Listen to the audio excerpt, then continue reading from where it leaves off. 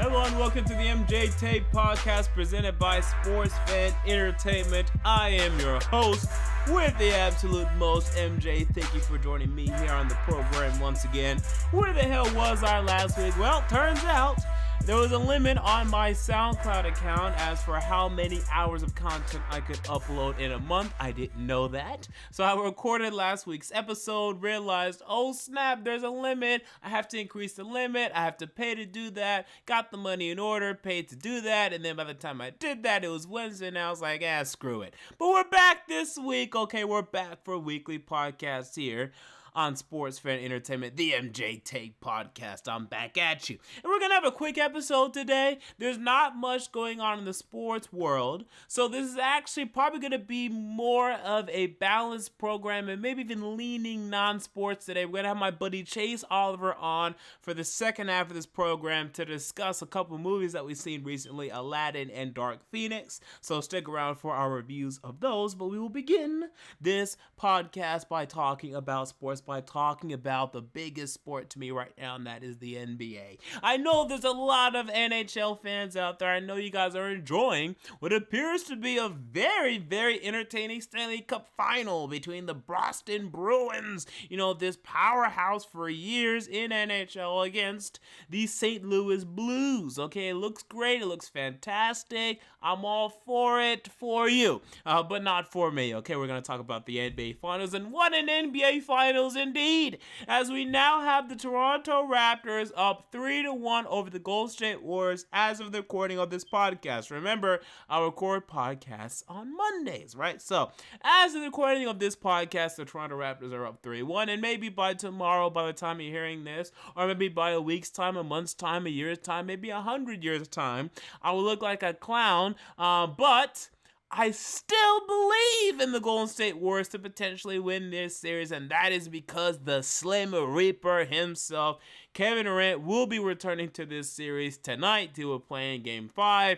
He will play in Game 6 if it is necessary. He will play in Game 7 if it is necessary, and obviously assuming he does not get injured again. But what a Game 3 and 4 that we saw. What a performance by Stephen Curry in Game 3, putting up 47, but what a better performance by the Toronto Raptors, who put up 123 points, outscoring the Golden State Warriors in Game 3 in the absence of Klay Thompson. We saw DeMarcus Cousins not show up in Game 3 or Game 4 for that matter, and the Raptors really able to take advantage, and they were just on fire. Kyle Lowry was 5-9 from 3 in that Game 3. You also saw Danny Green, who was 6-10 from 3 in that Game 3. They were hitting on all cylinders, and Kawhi Leonard was that same force that he's been throughout these playoffs, continuing to score points when necessary, forcing the Golden State Warriors into the penalty, and then being able to hit free throws continuously to continue to extend leads, to continue to give Golden State problems whenever they try to battle back into these games. So we saw two entertaining games there. The Raptors are now up 3-1, and in Game 4, Stephen Curry disappointed. He was only 9-22 from the field, only 2 of 9 from 3, from having that 47-point performance in Game 3. Absolutely disappointing in Game 4. And I said this in my post-game recap for Game 4. Remember, I make post-game recaps for each and every single NBA Finals game on the YouTube channel Sports Fan Entertainment. Look it up if you haven't already, people. What are you doing? I said, oh boy, how the Golden State Warriors must feel, man, if Stephen Curry could have just had the game he had in Game 3, instead having it in Game 4, we're looking at a 2-2 series. Stephen Curry could have been absolutely awful in Game 3. I understand what he was trying to do. He was trying to hold on, trying to give the Warriors a nice 2-1 lead in the series. But if he would have just mailed it in that night, right, just say, you know what, I'm going to save my best effort for Game 4 when we really need it most, we're looking at a 2-2 series because they needed that Steph in Game 4. Now, yes, if Stephen Curry does not have that 47-point performance in Game 3, that too many people, by the way, are saying, oh, it was inconsequential, oh, it wasn't that impactful. Well, guess what? If Stephen Curry has a normal game, if he has a 24-point game, we have a blowout. We have a 30-plus point blowout in Game 3. He kept that game to 14, okay? Without that, it's a 30-point blowout in Golden State. But Unfortunately for them, instead, they would have preferred that fate. Because if they would have had that fate and then Stephen Curry gives you a 40-point performance, maybe not 47 with Klay Thompson on the court, but let's say 40, let's say 35, let's say 37 in Game 4, guess what? We're looking at a 2-2 series. We're talking about, hey, this is an interesting series, a compelling series, and it's still interesting and compelling, but even more so tied 2-2, and then even adding back Kevin Durant, or maybe not. Okay, maybe at that point, we're just still looking at it and saying, wow, these two teams are very even, we're going to see. But instead, because of that one game where Stephen Curry did not show up in the previous game he did, the whole series changed. The series is over in so many people's eyes, right? The narratives change. If Stephen Curry shows up in that Game 4, if he's able to do everything, we're like, well, I don't know. I mean, obviously the Warriors are still better with Kevin Durant, but do they need Kevin Durant to win the title? We don't know. And now I feel we'll never really know. Right, but they lost the game, right? So it's still on them, and people can still say and still believe, and they still will say and still believe that the Golden State Warriors need Kevin Durant to win an NBA championship, right? That the championship that they won in 2015 was due to the injuries of LeBron James and of Kyrie Irving and Kevin Love. Although then they'll turn right back around and say that the injuries to Kevin Durant and Klay Thompson, okay, really just Klay Thompson and Andre Iguodala as well, who's been banged up in this series, and Kevon Looney, who also missed a game, that those injuries matter less, right? So Stephen Curry was still supposed to somehow carry this team to a championship, was supposed to defeat Kawhi Leonard and Kyle Lowry and Danny Green and Marc Gasol and Fred VanVleet and company, when his role players over there in Toronto are playing a lot better than Steph Curry's role players in Golden State. I mean, is Quinn Cook looking like Fred VanVleet right now? Is Kevon Looney looking like Serge Ibaka? Hell, not even Kevon Looney. I mean, is anyone, like, when you look at, if we're just ranking the players in this series, okay, it goes Kawhi number 1. I'll say Kawhi Leonard's been a better player than Stephen Curry in this series, but I don't think it's by much, okay, but I'll grant you that. Then we go Stephen Curry 2.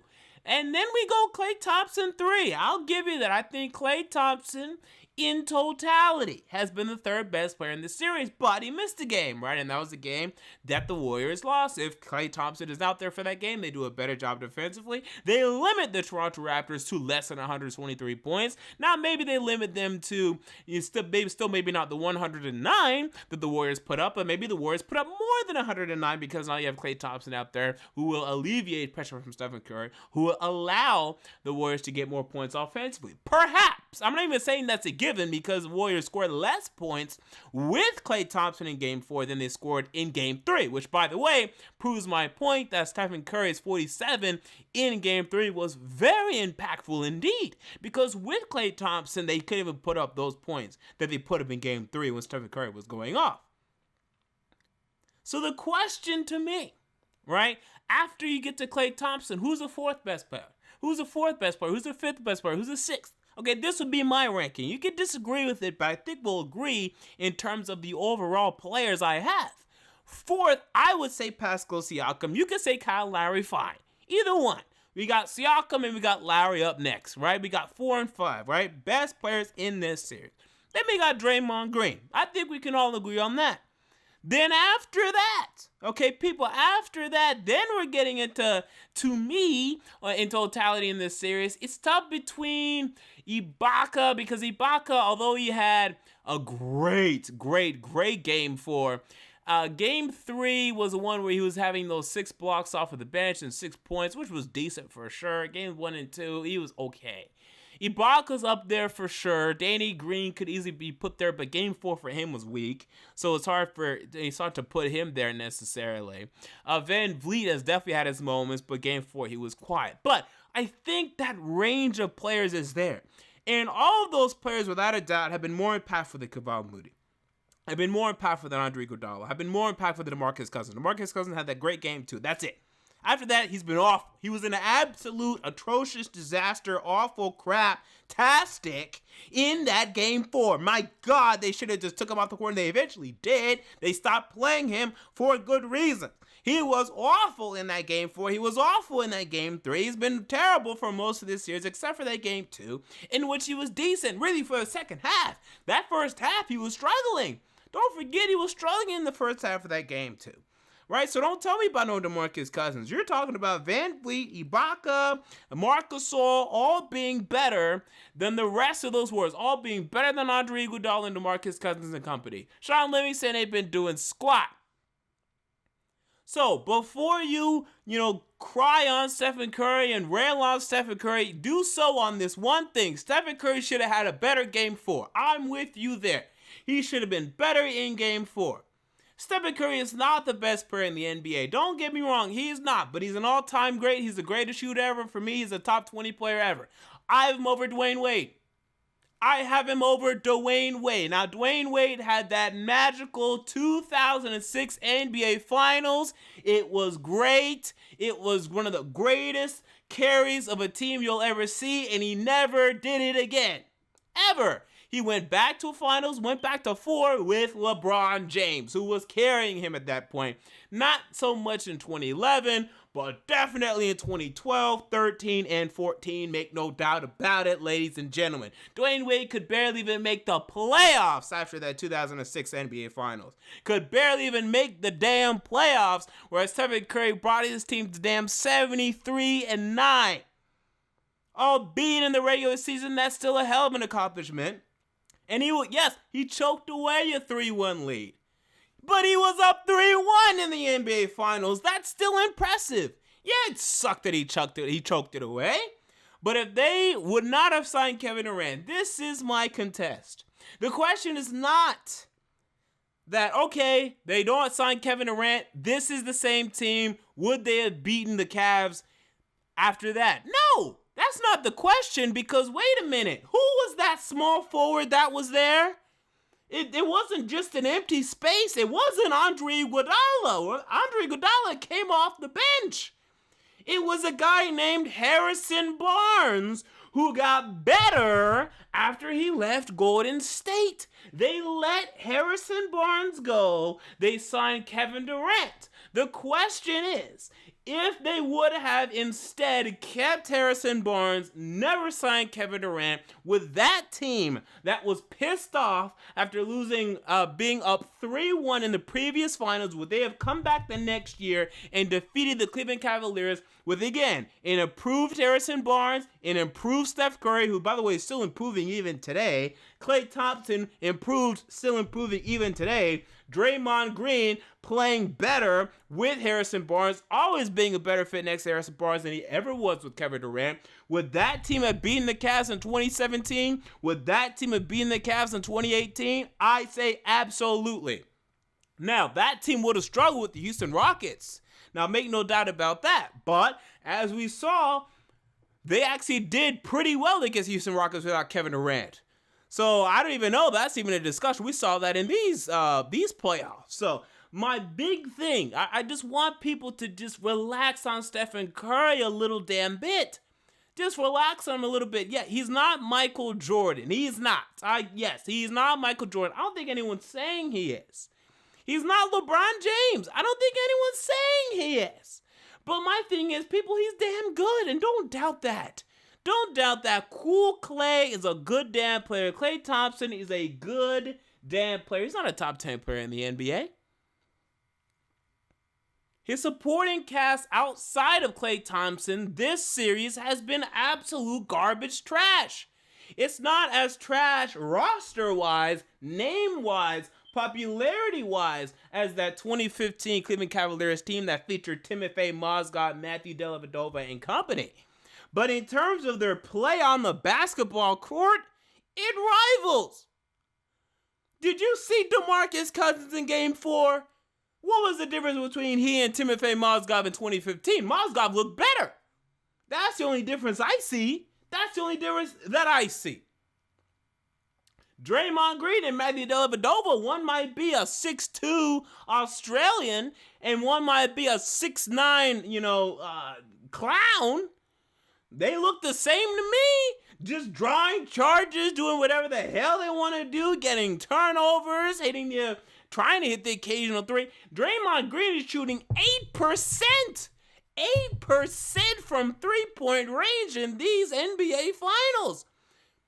And this is something I can possibly do. Give me a shot. Give me the ball. Let's see what happens. Give me how many shots? 8%? That's 12 shots. Okay, give me 12 shots. Can I make one to match Draymond Green's three-point percentage in these 2019 NBA Finals? That's the question that we're asking. That's the question that's being asked of us. Steph Curry, I don't know why I have to say this, okay? He's a damn good player, people. Let's make no doubt about it. I just want people to get that through their heads. I don't know why this is a continued conversation here. Anyway, so we're going to see what happens. I still think the Warriors come back and win this series. I think it's going to be tough. I think it's going to be close. I think it's going to go 7, and who knows who will win that game 7. But I think Kevin Durant obviously is going to change things. And again, last point on this.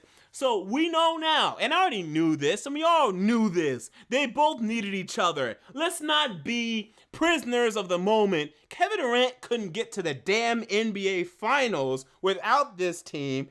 And when he got there once, he lost 4-1. Having lost 4 straight games, by the way. Okay, they lost 4 straight to that Miami Heat team. He never got back. And who did he lose to before he joined Golden State? Golden State. So don't tell me that Kevin Durant's going to go off to the New York Knicks or the Brooklyn Nets. He's going to begin his own dynasty. BS. He'll be lucky if he beats the Philadelphia 76ers. It's going to be a battle over there to even get to the NBA Finals. Get ready for it. Look at the Boston Celtics, how talented they were. They couldn't win squat because Kyrie Irving can't lead diddly poo. And Kevin Durant's a better leader than he is, but let's not forget he's a struggling leader. Whereas Stephen Curry has had no problem getting his team to the finals more times than Kevin Durant did before Kevin Durant joined that Golden State Warrior team. Kevin Durant could have taken easy advantage of playing teams in the Western Conference. He could have beat the old, depleted San Antonio Spurs year after year, and year after year, he failed. He failed to beat a young Kawhi Leonard and an old man Tim Duncan. Except for 2012 when he actually did it. So I don't want to hear it. So, one thing, let's get to the NFL. Okay, so the NFL, we have some NFL things here. And Carson Wentz is the leader of the headlines this week as Carson Wentz signs a 4-year, $132 million contract extension. And a lot of people wanted to know my thoughts on this as I was doing my live coverage of the 2019 NBA Finals Game 4. A lot of people were asking about this contract extension, so it seems to be something that is of a lot of interest to folks. And, quite honestly, I don't love it. I don't understand why they were so eager to get this done. This is a guy that's played 3 full NFL seasons, and they're not even full seasons, right? The last 2 seasons, including the 2017-18 and the 2018-19 NFL seasons, have been incomplete.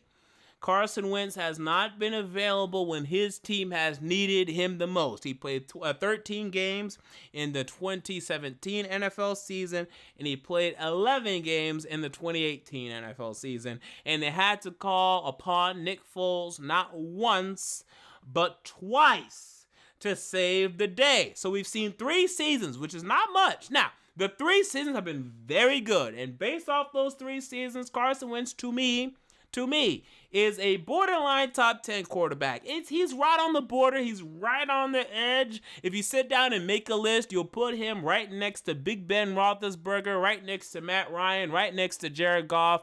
And of those 4 guys, you'll have to eliminate probably 1 or 2 of them. And a couple of them will fall out of the top 10. So it's tough. I would probably put him in there, honestly, assuming that he's healthy, but he's not always healthy, right? So the question is, did they do the right thing here? And again, I don't think that they did. I would have waited just 1 year. Just waited 1 year because we're already talking about 66%, right? 2/3 of the seasons we've seen of Carson Wentz have ended in injury. And this is a guy that also dealt with injuries in college. also had injury problems in college.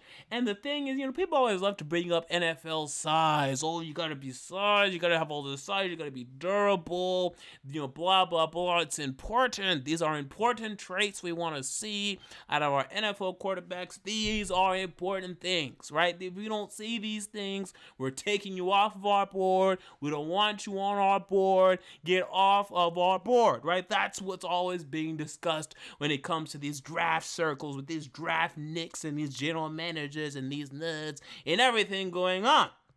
And yet here comes Carson Wentz, right? The poster boy for size, right? Walking in, 6'5". How much does he weigh? Let me look up his weight now. 237 pounds. Oh, man, you can just see the boners in the NFL GM circles just rising in the room when Carson Wentz enters, okay? Everyone gets excited. Woo, this is a big boy. He's going to be durable. Look out. Watch out. We got a big boy coming through the room. But wait a minute. He's probably been one of the most not durable quarterbacks in the NFL over the past 2 seasons. And yes, it's only 8 games that he's missed. Only, right? As if that's not much. But yeah, only 8 games. Only 5 games last year. And only 3 games the year before that. And yes, a couple of the games this year was still due to him coming back from the ACL the year before. So you can even say, well, it's only 2 injuries that we're really combining here. That's not that bad. But 2 injuries in 3 seasons is not good either.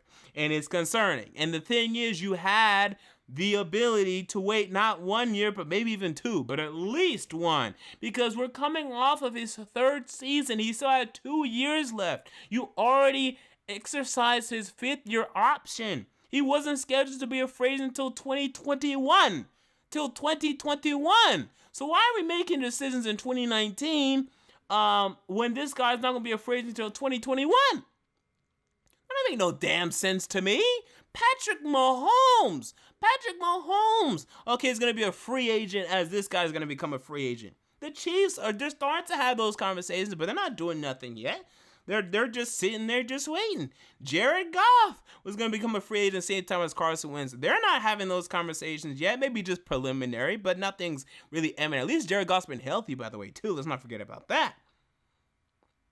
Dak Prescott. Same class as Carson Wentz, but Dak Prescott doesn't have that 5th year option. That's why we're having those discussions about Dak Prescott. Okay, because those discussions need to be had right now. But Carson Wentz, a guy that has missed games, a guy that I have durability concerns about, we're going to extend him right now. Just wait a year, bro. Just wait a year. Just wait 1 year, baby. That's all you gotta do. Patience is all you need. Now, yes, you can say, okay, if we wait, we might have to pay him more. Well, guess what? If you're paying him more, it's because he bought out this season good. The most amount of money you're gonna save here, you're looking at maybe $5 million a year. Right, because right now Russell Wilson is getting paid the most, $35 million a year. Carson Wentz now comes in at 32. There's a possibility, and probably a probability, that Jared Goff is going to come through the pipeline next. He'll probably get like 36. Patrick Mahomes will probably come next, and he'll probably get like 38, maybe 40. There's been reports he could get 40. We'll see about that. But it's a potential. It's a possibility. But if you would have just waited till after this year, you could have beat the Kansas City Chiefs before they extended Patrick Mahomes, right? Because I don't think they're going to extend him. They're not going to extend him before the season. I'll go ahead and predict that, right? Not before this season, right? So you could have waited before you went down this road, signed Carson Wentz to that $36 million a year. Okay, you lost $4 million a year. Boo-hoo.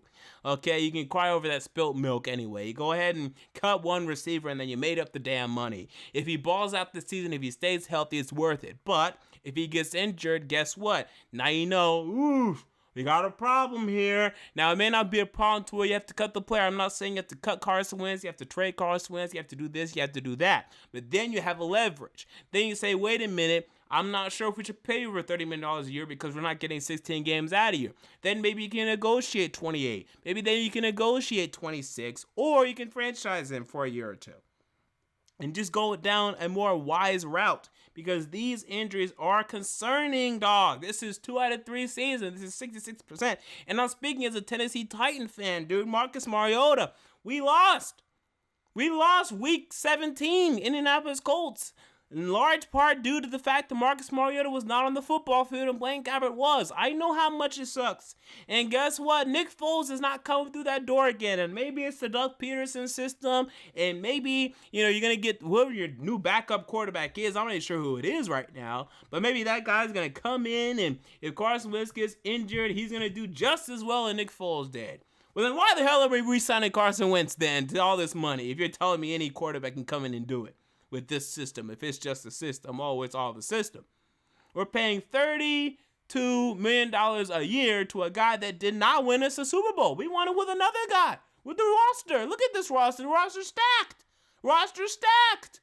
How many quarterbacks could win with this roster, could have success with this roster, could have success with Doug Peterson? Why are we paying this premium? Whereas the Seattle Seahawks, Russ Wilson, okay, they're paying that for a reason. Because Russ Wilson always makes the worst out of these horrible circumstances. Barely an offensive line in Seattle. Doug Ball's been your best receiver for years. You have Tyler Lockett in and out, in and out, in and out of the lineup. Paul Richardson, in and out, in and out, in and out. Figure it out, Russell Wilson. Figure it out. We'll get Jimmy Graham for no reason, and then we'll get him out of here. We're going to keep having all this inconsistency. We're going to fire our offensive coordinator. We're going to do this and that. We're just going to keep, throwing new things your way, Russell Wilson. You're going to figure it out. Aaron Rodgers, okay, here you go, Devontae Adams, develop him. All right, I developed him. Here you go, Equinemius St. Brown, Marquez Valdez-Scantling. Here's your offensive line. Okay, we're going to go ahead and cut one of your best guards, TJ Lane, just because we feel like it. Here's turmoil. Here's some turmoil.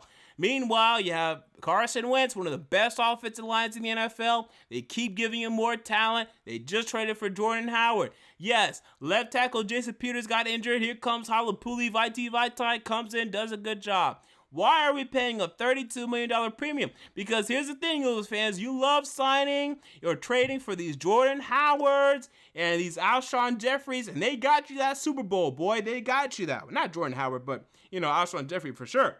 But now you're not going to be able to afford all that. The next Michael Bennett ain't going to be there, right? And now you're going to have to be stingy. You think your secondary sucked before. Woo-hoo! It's going to suck now. And again, this is not to say Carson Wentz is not worth the money. I just want to see another year. I just want to see one more year. Not saying that the play's been there. 54 touchdowns to 14 interceptions. That's good play.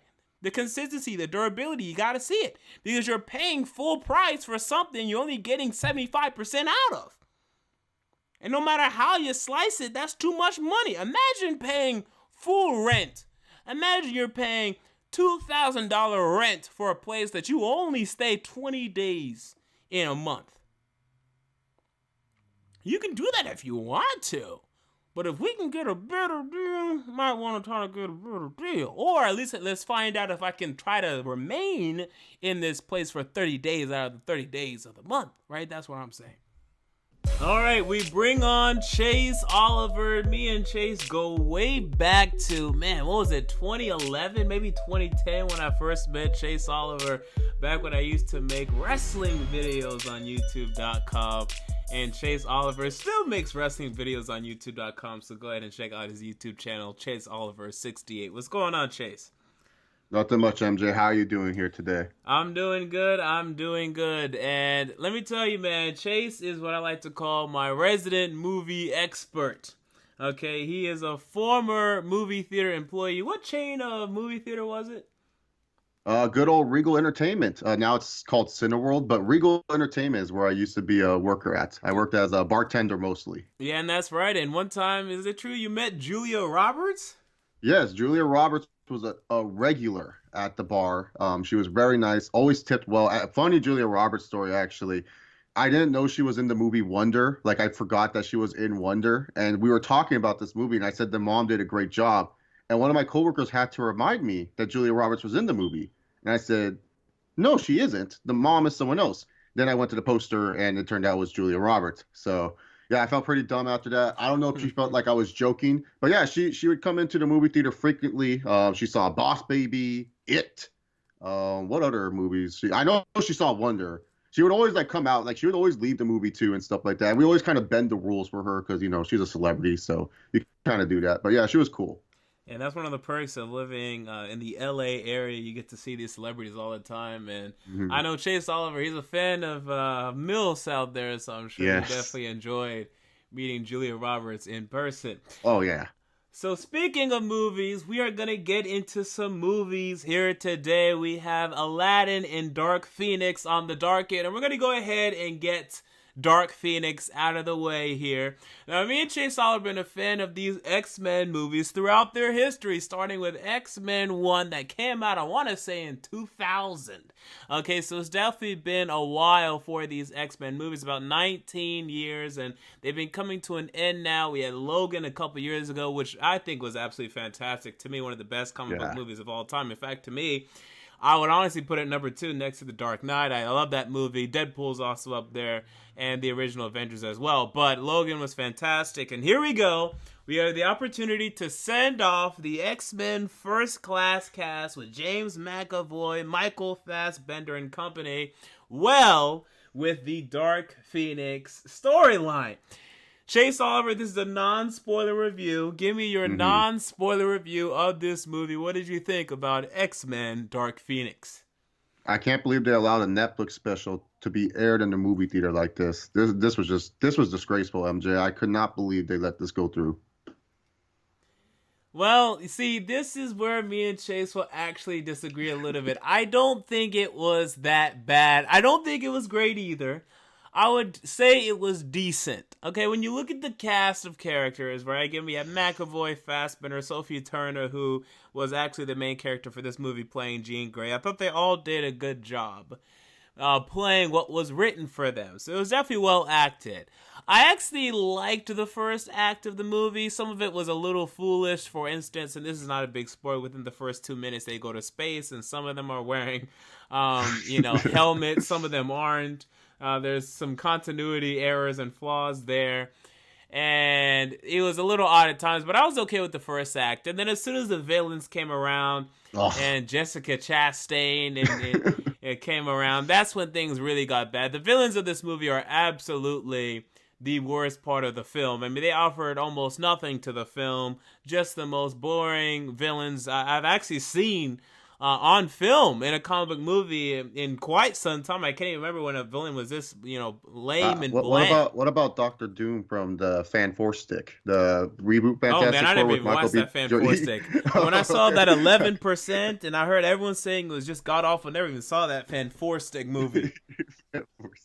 You should, man. I think Doctor Doom was so boring, man. Like, I don't understand what his methods were and stuff. But yeah, no, man, the villains were just uninspired. Just overall, like, I felt like this was just such a lackluster way to say goodbye to the X-Men, especially for this, chronological universe, whatever you want to call it, the Fox X-Men universe. Like, I just thought it was so, like, lethargic. Like, it just didn't feel like fulfilling at all. Like, no scene made me say, wow. There's one scene that made me say, wow, that was awesome. Everything else was just kind of like, it was just like, if this movie came out this is like Venom. If it came out in 2004, I think it would actually be passable. Like, it would be a passable movie. But this movie right here, it just didn't try with a lot of the character arcs. I didn't feel like there was there was no finish to this movie.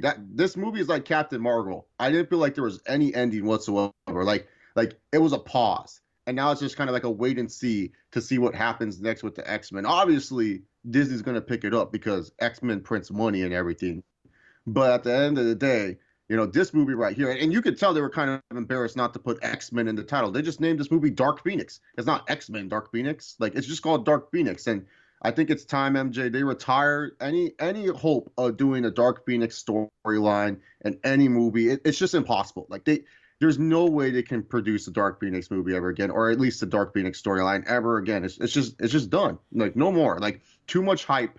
Because, like, the problem is with Dark Phoenix for comic book fans and just people in general who know about it, she's one of the most powerful superheroes. This is one of the more hyped up arcs in just X-Men. Even casuals know what Dark Phoenix is and knows how powerful Jean Grey is as the Phoenix Force. But every time, man, it's just always a disappointment. It's not really nothing on, like, the actors' faults, because, like you said, I felt Sophie Turner did good. McAvoy is always great. It was awkward, though, seeing McAvoy be so buff. Like, he was just so jacked compared to all the other X-Men. I think he's just coming off of Glass. I don't think he didn't have any time after recording Glass. Yeah, dude, he just looked too jacked. He looked way too big for this movie. I loved it and stuff. He felt like he could kick anyone's ass. Yeah. But yeah, Fassbender, he's always good and stuff. And then Jennifer Lawrence did a swell job as well. So like for me personally, the actors and actresses were fine. It was just the writing. It just felt like if this was on Netflix as like a Netflix special, I would say you know what, this was decent. But for a movie and especially one that's ending a trilogy, now Days of Futures Past, that's kind of like a side story. Everyone says no, that's part of the trilogy. Well, Days of Future Past is like a side story, and then the trilogy is First Class, Apocalypse, and now Dark Phoenix. So to end like a trilogy and pretty much to give X-Men a pause, I don't know, man. Like it was just bad. I felt the writing was just out of whack. Yeah, and I don't think they did a lot of the characters justice in this movie. Like Quicksilver, Oh, he I won't spoil here, but he definitely did not have his shining moment. Storm is just reduced to just occasionally, giving ice cubes and other, moronic uses of her powers and abilities. Like Storm used to be one of my favorite X-Men. She always used to be badass, and I was always interested in her character. And now she's reduced to nothing. And I know they want to focus on Jean Grey, and it's her story and everything, but. And then, like, even drawing the parallels to X-Men: The Last Stand, they're in front of her house again, and I know there's continuity there, but they were just doing the same thing at times that they did in hmm X-Men: The Last Stand, and we saw how well that went the first time. I hate X-Men: Last Stand. Every time I watch that movie, I'm just like, what is going on? Like, how do we go from X2 to this? Well, also too, Cyclops. The directors and producers just hate Cyclops because like he has not been good in any X-Men movie. I don't care what anyone says. Name me a shining Cyclops scene. Maybe an X-Men Origins Wolverine. That's probably his best scene, and it's because someone took off his glasses and destroys half a school and stuff. Like Cyclops is just honestly one of the worst developed characters, and in this movie, honestly, they should have just killed him off like they did in Last Stand. There is no reason for him to be like you could literally get rid of Cyclops in this movie and nothing changes. Like to me, Cyclops is always like such an important character for the X-Men and like I feel like the movies have done him not so many justice because he is the leader. He is important. He's the one that, Professor Xavier trusts in so much and every movie he just feels like such a loser. Just like he doesn't get anything done. And it And just I disappoints like the me. actor that plays him, Yeah, Ty he's Sheridan. good. He was in Ready Player One. He did a great job in Ready Player One. Yeah, he's a good actor, but oh man, it's just like he's not being used correctly. Nightcrawler, why is he in this movie? It's like to me, I felt like there could have been some cameos too. Like, come on, man. Like Hugh Jackman, you telling me you can't just do one little cameo for us? I get it. He died in Logan. Logan's set in 2048 or whatever. This is 1992. Yeah, All that's right, true. we can have some Wolverine thing, maybe a funny Deadpool skit here or there. I mean, end the X-Men with the Bane, and that's the problem. And here's the thing. This is not real. Like, I felt like what they did with the Phoenix Force and everything, that was fine. I didn't really care about that. It's just more of like the writing, the direction, and the pacing of the movie. It's like way too slow. It's like boring. And then like Magneto has all these other mutants who I don't even know who they are. They didn't even name them. They're just like, yeah, this is Mutant One and this is Mutant Two. Yeah. What do they do? Well, one's like Charles Xavier, but she can walk, and then the other one uses his corduroys to attack you. I was like, all right, cool. All right. So overall rating out of 10, what do you give Dark Phoenix? I'll give it a 6. I'll go with a 3 out of 10. There's Oof. some good act. There's some decent action. Like you said, the first act isn't that bad, and everything. Um, there's some solid acting to get it through, but this is more of like if this movie came on my TV set, I wouldn't like keep watching it. But if I needed background noise, just because I was doing an X-Men binge watching marathon, I would keep this on as background noise. All right, so with that said, we move on to a lighter note as we get into Disney's live action remake of Aladdin, which featured Amina Massoud playing Aladdin in what is really his big screen debut, if you ask me. Naomi Scott playing Jasmine, and Will Smith playing Genie. What were your impressions of Aladdin? I was coming in after that trailer like everyone else. Oh God, this is going to be these live action Disney films though. They've been really good. Like, I'm actually a supporter of these live action Disney films.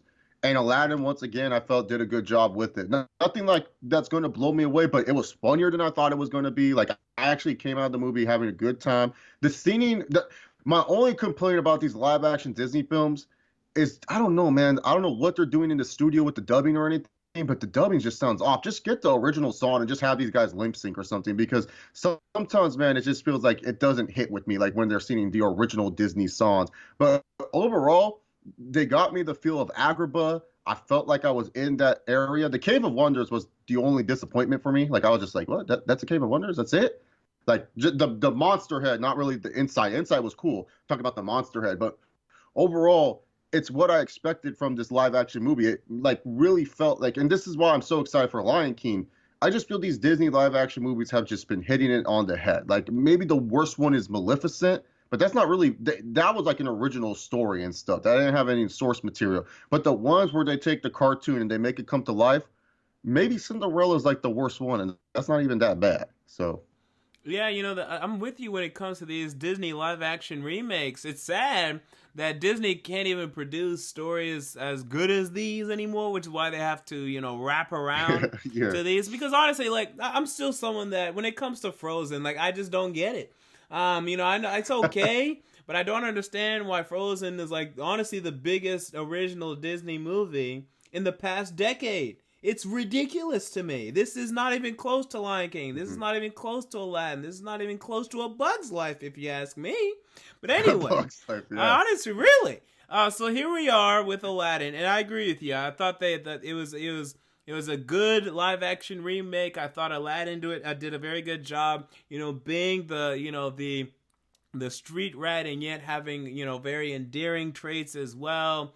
Obviously, we look at Will Smith and his genie. I still thought whenever he was blue, he still looked weird. Okay, the trailers are a good indication. Yeah, he looks weird throughout the entire movie whenever he's blue. And I think it's because he didn't want to be painted blue or whatever. They just used CGI on him, which I don't know why he, just did not agree to be, made blue, or at least do what they did with Josh Brolin, put a big headset on him or something. Maybe he was filming another movie at the time, or he had another project going on. Like what's that movie where he's gonna fight himself or whatever? Gemini Man. Gemini. Yeah, maybe he didn't want to be painted blue because it'd just be too much work or whatever. Like, and by the way, that's how you know Jaden Smith sucks, because Will Smith went from saying I'll make a movies with my son Jaden Smith After Earth like 10 years ago to now saying, all right, screw Jaden Smith. I'm just gonna make movies with my younger self because Jaden Smith can't act. Yeah, I'm just gonna do what Samuel L. Jackson did in Captain Marvel. Oh, it actually looks good now. Let's do it. Yep. Digital de-aging. Yeah, but Aladdin. It's just got. That's the thing about these Disney live action movies, because like when you're a kid, especially when I grew up watching them, like we're a few years apart, MJ. But when I was growing up watching Aladdin, I always wanted like to be in Agrabah, like going to Agrabah and stuff like that. And like the closest ways I could ever be a part of Agrabah or feel like I'm in that culture was when I would watch like the Aladdin TV show, or like playing the Aladdin video games, or if there's video games that featured like an Aladdin level. But this was like the first time where I felt like, dang, dude, I'm in this world. Like next to Beauty and the Beast, this has to be my favorite live action one. And this is why I'm so excited for all these live action Disney ones. Like I think Lion King's going to kill it, especially when you look at the cast of Lion King. Like it's hard not to say that one's going to be great, just by the cast alone. Oh yeah, Lion King is going to be absolutely dope. I mean, I can't wait for it. I think it's going to be fantastic. If they ruin it at all, I'm going to be so pissed. I'm going to come on here. I'm going to absolutely rant. They better have just the magical feeling that they said. But yeah, no, this movie, from the trailers and from the, like where people were just ripping on it because it looked really, really, really goofy. And then a lot of people just not 100% sure what to expect from it. It turned out pretty well. This was definitely way better than Dumbo. Oh, Dumbo was like, that was horrifying. It just looked depressing. I didn't want to watch it. It just looked depressing as hell. It was my fault because I went into Dumbo and I didn't know who was directing it. And then once I saw Tim Burton's name, I almost got up and left. I almost said, oh, I do not want to watch this movie. and it turned out to be depressing as hell, man. Like the first scene, the guy's all telling the elephant to get the hell up and shit. Like I'm like, oh, God, this is not nice. I had the weirdest Uber ride. I was coming home from, I want to say Shazam. And there is this Hispanic dude driving. I love the Hispanics. And this guy's, hey man, Holmes, what movie you just watched? I'm like, oh, Shazam. He's like, what the hell's that? Because people don't know what Shazam was. It didn't make any money. And I was like, yes, it's this DC movie. He's like, okay, yeah. I think I'm just gonna go see this Dumbo. And I'm like, wow, you a big Dumbo fan? He's like, yeah, Holmes, I love that Dumbo, Holmes. Yeah. So, there's a market for Dumbo. I've never really been into Dumbo. I don't see it. But when I saw this Tim Burton Tim Burton. Okay, look, he's had his moments. I mean, make no doubt about it. He'll definitely go down as one of Hollywood's most storied directors. But in 2019, I'm not watching Tim Burton Dumbo. like the thing was in my movie theater alone. Now I went and saw the movie at like 4 p.m. and stuff like that. So this was because I wanted to kill time before going to see Detective Pikachu. So I said, you know what, I'll go see Dumbo. So I went to go see Dumbo. The movie theater was actually pretty packed, and I was like, oh, okay. At least 4 kids in my movie theater were crying. Like they were crying, they were scared. One kid kept leaving and going. Like it's not like these Disney movies, and I'm pretty sure Lion King's gonna have those scenes for some kids. The live action is gonna be a little bit more scarier and stuff, like Mufasa's death and everything. That's gonna be scary as a kid, in live action. But man, dude, Dumbo had so many scenes where I've never seen kids cry and run out of my life, man. I was like, oh my god. And just to get back to Aladdin though, real quick, what did you think about Jafar? I was okay with Jafar, but Iago, I missed the Gilbert Gottfried Iago. And I know it's live action, but that's where I feel like even though it's live action, you can still have the animals act cartoonish, right? I wanted to hear Iago saying some dumb shit, not just repeating stuff. I wanted to actually hear him, going on and on. Oh, if I have to hear one more time, I'm gonna lose it. Yeah, that was weird that Iago was just a parrot. I get that's what he is in the TV show, but the whole point is that it's kind of like Meowth in Pokemon. He learned how to talk and stuff like that. That's Iago. He's more than just I'm just going to repeat certain things. Yeah, Jafar. If there's any lacking in this movie, it was really him. He didn't feel. I don't know. Maybe it was just a miscast, but he didn't feel like Jafar to me. And plus, I would have preferred an older Jafar, a real true to the original story Jafar. Yeah, because I get where they were trying to go with in the context of the original Aladdin story is that Jafar was a good-looking male and stuff. That Jafar was people always say, oh, isn't Jafar supposed to be ugly and hideous? That makes him an obvious villain. But in the OG original Aladdin story, it's more of no, he's supposed to be good-looking. The traits that Jafar has is that he's good-looking, and that's why it makes him upset that a princess like Jasmine would choose Aladdin over him. So I understood where they were going with, but yeah, I just felt like he was probably him and the monkey Abu. They were the word. I'm tired of Abu. This guy just fucks up too much, man. I'm tired of him. They need to stop with this. Too many Abu shenanigans. Enough. Ugh.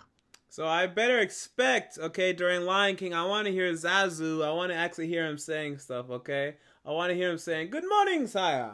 Okay, I want him actually being an animated, yet live-action creature. I want them lively in Lion King. Yeah. Because especially Rafiki, too. Oh, my God. Imagine if they take all the character out of Rafiki. I need him, he just makes monkey noises all the time. Acting like an absolute monkey, Asante-san, a squash banana. I need him doing his whole shtick. I need it all.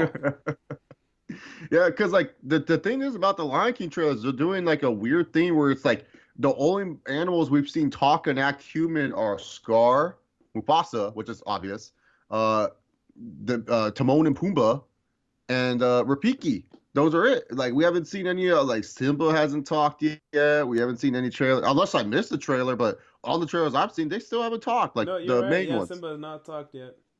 Yeah, so it's kind of interesting. What is the first thing we're gonna see? Is it gonna be straight up Simba just can't talk? He's a weird mute kid or something. Yeah, I don't know. And no more Matthew Broderick. Now he's actually being played by a black dude. So that'll be interesting in and of itself. But overall rating for Aladdin, what do you give it? 7 out of 10. Definitely a good summer movie. If you have a kid, go check it out. If you like the OG, go check it out. This is definitely one of those movies where it's I'm bored on a Sunday and I feel like I want to actually rent something. I'll rent Aladdin just to watch it again. It's a good movie. Yeah, I'd definitely give it 7.5. You know, again, a lot of people were concerned about Will Smith, but my thing is, I mean, how many actors can you even think about casting for this role? Will Smith is one of them. I mean, there's just not many people that could bring Is it. this the best Will Smith movie in quite some time? Oh yeah, absolutely. Because I hated that bright, orc crap that they put on Netflix. Thank God that was only on Netflix. Will Smith Uh, definitely needs to get it together. you know what movie you need to see? MJ is Ma. Ma's a great movie. Oh Uh, God, why is Octavia Spencer taking this role? it's because it's Studio Blumhouse. It's the studio that brought us Get Out. Everyone's trying to be like the next Get Out. That's Wow. why. Octavia Spencer, I'll say this. I will legitimately say this. Whenever it comes to a lot of people's criticisms of Hollywood against black actresses, there's a big thing there. Because, dude, Octavia Spencer, one of the best actresses in Hollywood, period. Viola Davis, one of the best actresses in Hollywood, period.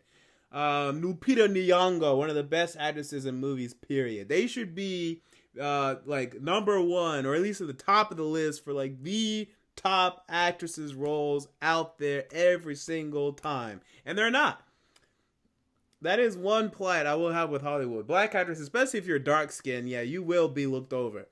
Unfortunately, but it's true. Yeah, it's a bummer. It's a shame, but I do suggest Ma. It's a good, fun summer horror movie. It's not really scary. It's more funny than it is scary. All right, so while I have you here, let's talk NBA Finals. Now, people, remember, this is a Monday podcast, so we're just off the heels or coming into Game 5 of the 2019 NBA Finals. We have not watched it yet. Chase, what are your thoughts up until this point of the 2019 NBA Finals? We have now heard, it is now confirmed that Kevin Durant will be coming back tonight. Do you think he will save the Golden State Warriors? What are your thoughts on the series thus far? Uh, it's so hard because I really want to just be like, yeah, man, Toronto's gonna close it out tonight. They've looked really good. It's not just Kawhi doing everything. Pascal Siakam, Kyle Lowry, Marc Gasol, Fred VanVleet. They're having good games. Like Kawhi actually has a Serge Ibaka has been having good games. Like the supporting cast is just showing up and they're doing their thing to help Kawhi. While the Warriors, on the other hand, they've just been looking not like the Warriors. Like I don't know what happened because like the series they had with Portland, it was just like, oh, that's the old school Warriors. That's what we like to see and stuff. And now it's like they don't move the ball that effective. It's just kind of a weird series, and it feels like it's like everything's trying to happen for the Warriors, where it's like we're supposed to make excuses for them, but they have like Steph Curry, they have Draymond Green, they have Andre Iguodala still. They should still be capable enough to win at least one game at home, and that's what shocked me was the fact that Warriors didn't win one game at home. It felt like it was just too much for them. Like it felt like they were just getting exhausted and tired. I think KD will definitely be a difference maker game 5, but I think the Raptors have this in 6 for the most part. Mainly because I feel like this is just like how the Warriors were against Cleveland. They felt all confident. They felt all good going into Cleveland when they were up 3-1, and Draymond Green gets suspended. But even then, they still had that game in the bag. And then all of a sudden, they just let their emotions get the better of them, and that's what cost them the game. Like the Warriors, really, to be honest, if you look at like their clutch performances in their home stadium, they haven't been that clutch in these in the NBA Finals in their home stadium. So for me, I just feel like the Raptors, it'll be an epic choke job, but I don't see them choking the series away.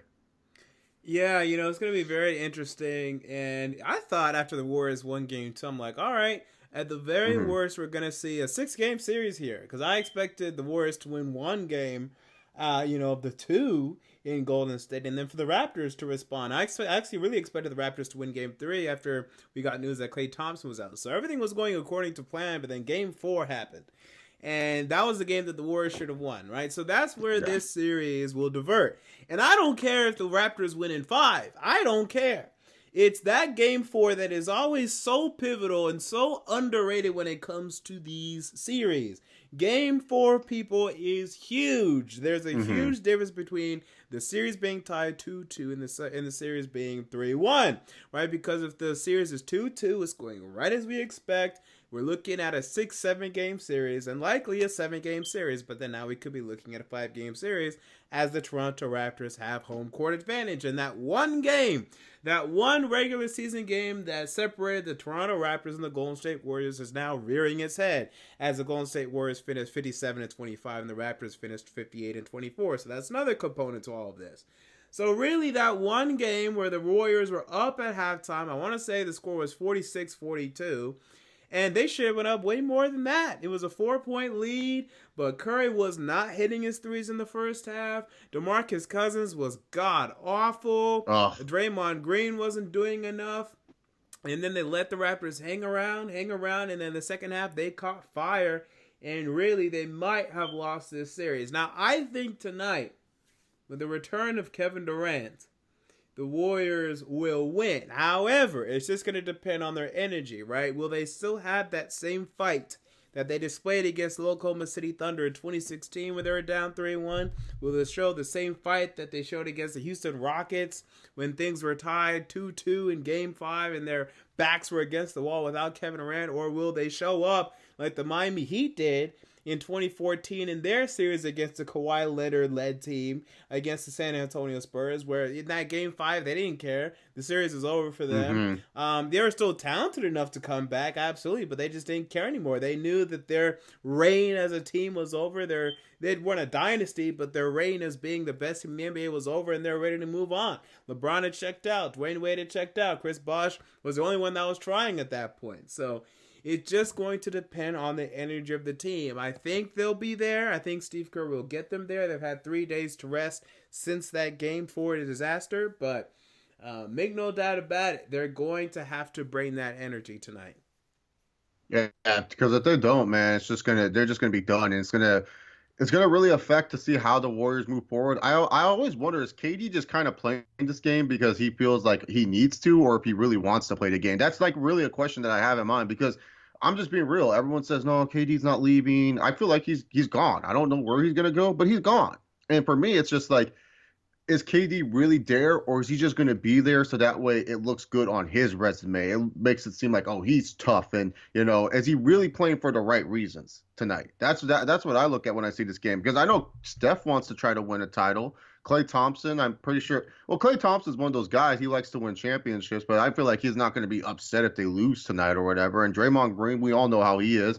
But yeah, we're going to look at the Game 2 and Game 4, because Game 2, the Raptors should have won that game too. Yep. And we could have easily, we would be looking at the Raptors as your NBA champions right now. But now it's like, this Game 4, they had to win that Game 4. The Raptors had to win. Same with the Warriors, and they won that Game 4. Now they have a potential to close it out tonight. If not, close it out on Game 6. And if not, you have to face a Game 7. But are the Warriors going to be exhausted to that point? And especially because, the Raptors, they have a different mental mindset than the Warriors. The Warriors have been doing this for 5 straight years, going to the NBA Finals, trying to be the best team. You got still Klay Thompson, who's not 100%.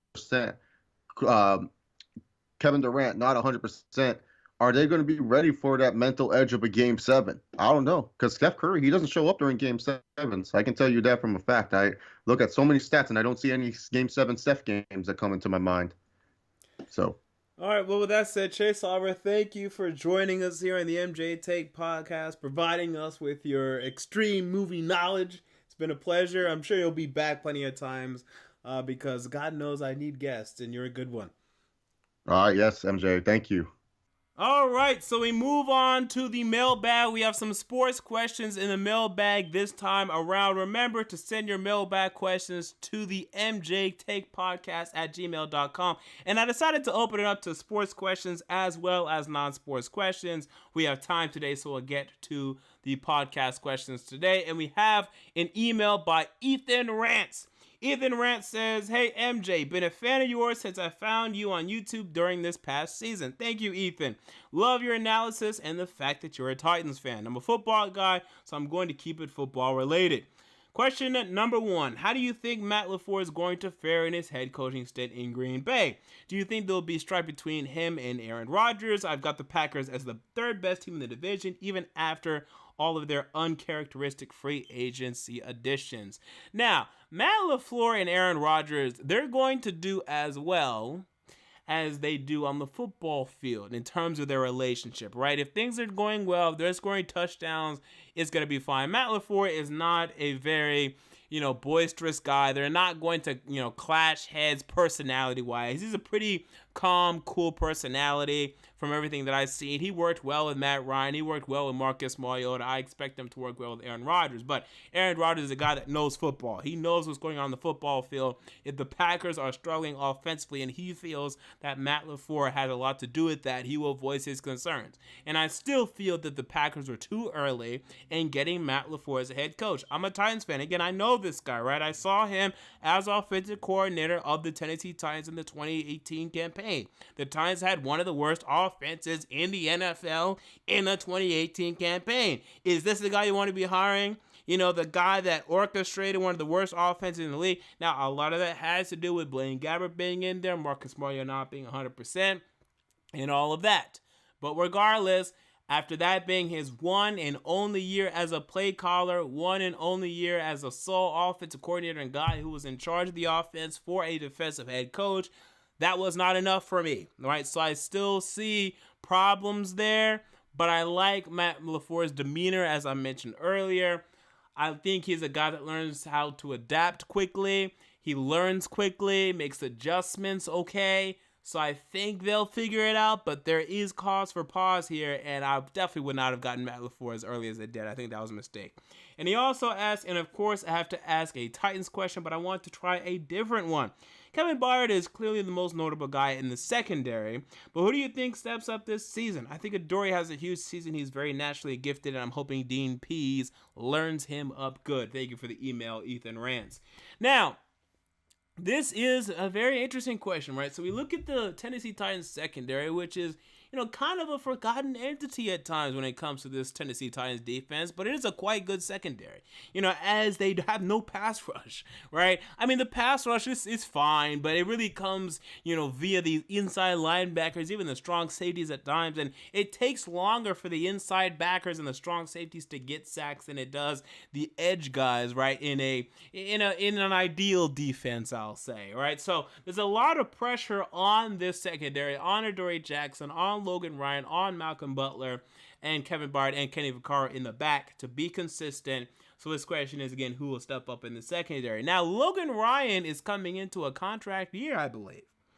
And this is going to be a big year for him to try to earn that next contract. Now, there's no way he's going to earn the contract he did for us when I want to say we signed him in 2016. Wow, that was a long time ago. Jesus, time flies. Can you believe it's already been that many years since the Titans signed Logan Ryan and we hit one squad? I mean, we won like 9 games 3 times, but not really anything.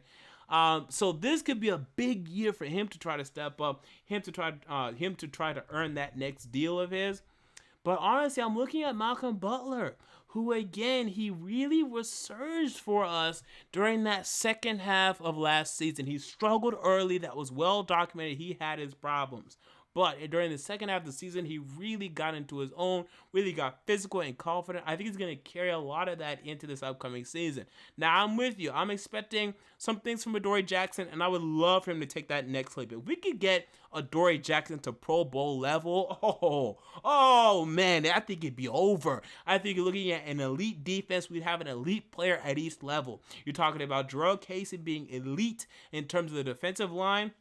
You have Kevin Byard back as a safety being elite there. Adoree Jackson being elite. I count the safety and cornerbacks as different levels. Just in terms of, cornerback that could be up, that could be pressing the wide receivers. That could be anywhere on the field as a safety primarily is back covering. So I determine those to be different levels.